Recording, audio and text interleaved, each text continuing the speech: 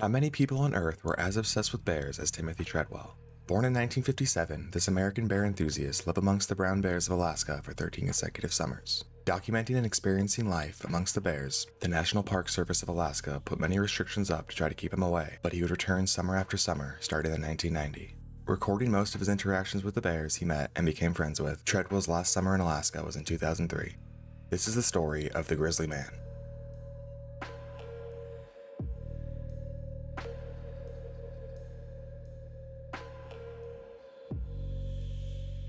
Timothy William Dexter was born in Long Island, New York, and was one of 5 children. He was a great swimmer in high school and earned a scholarship to Bradley University. When at college, his family recalls him going into a downward spiral and becoming an alcoholic after a handful of unfortunate events took place. After college, his alcoholism turned into drug addiction, and after years of abuse, he experienced a near-fatal overdose which changed his perspective on life.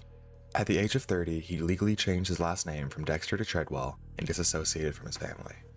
A few years later, one of his close friends persuaded him to come to Alaska for some bear watching, to which he eagerly agreed.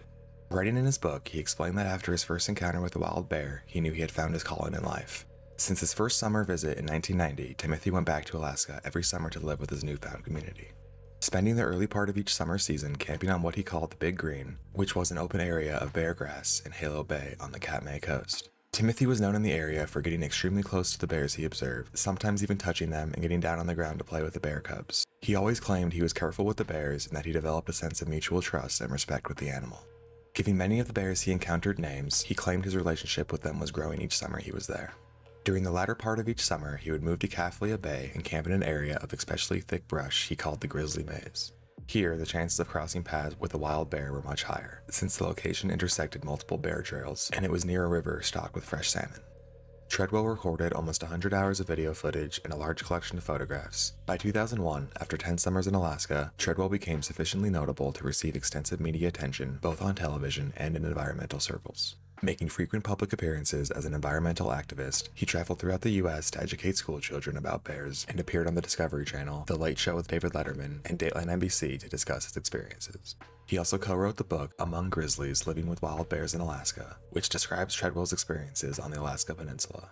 Treadwell and his co-author then founded Grizzly People, an organization devoted to protecting bears and preserving their wilderness habitat. Even through his newfound fame, every summer Treadwell was still living his dream, heading out to Alaska to be with the bears. In the last 3 summers, he brought out his girlfriend, Amy Huguenard, who was very uncomfortable and fearful of the bears. Unfortunately, the summer of 2003 was their last visit. According to the pair's diaries, on September 26th, they had returned to Kodiak Island to store their gear for the season and to catch a flight home to California. But after an argument with the airline over a price of altering his return ticket, Treadwell and Huguenard made the decision to return to their campsite for an additional week. This was perfect, Treadwell wrote in his diary, as he wanted to locate a favorite female brown bear about which he was concerned. In the last video Treadwell recorded, he explained that the bears he was used to seeing in the heat of summer were no longer around, that new bears had entered the area in which he was very unfamiliar with. Focusing his camera on a bear diving repeatedly into a river for a piece of dead salmon, he went on to mention that he did not particularly feel comfortable around this exact bear and that it made him feel a type of way he had never felt before. A week later, on Sunday, October 5th, Treadwell spoke to his California-based friend via satellite phone, getting help to schedule an air taxi to pick the pair up for the next day. He didn't mention anything about the bears during this call. The following day, on October 6th, Willie Fulton, a Kodiak air taxi pilot, arrived on the beach of the Treadwell's campsite to pick them up. He recalled that the area looked abandoned except for a single bear, and knowing why the pair was out there and not being able to locate them, Willie knew he had to contact park rangers.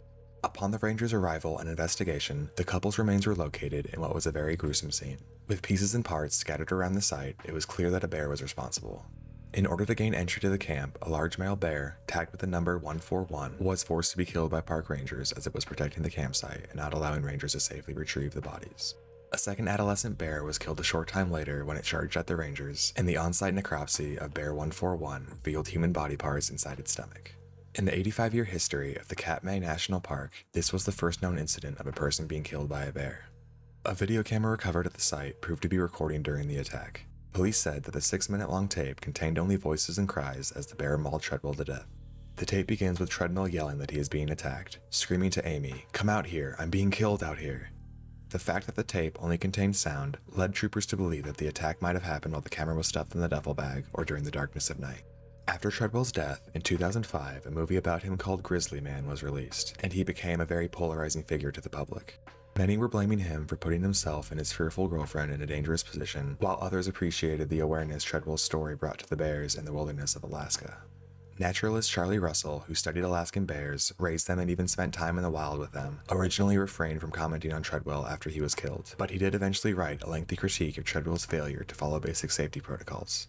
Despite his initial criticism, Russell praised him for his devotion to the bears and his ability to remain alive for so long. He defended him against people who criticized his work, saying, "If Timothy had spent those 13 years killing bears and guiding others to do the same, eventually being killed by one, he would have been remembered in Alaska with great admiration," further saying that the movie Grizzly Man was very unfair in how it portrayed Treadwell. In contrast, Tom Smith, a research ecologist with the Alaska Science Center of the U.S. Geological Service, declared that Treadwell was breaking every park rule there was, in terms of the distance to the bears, harassing wildlife, and interfering with natural processes. Right off the bat, his personal mission was at odds with the Park Service, and he had been warned repeatedly.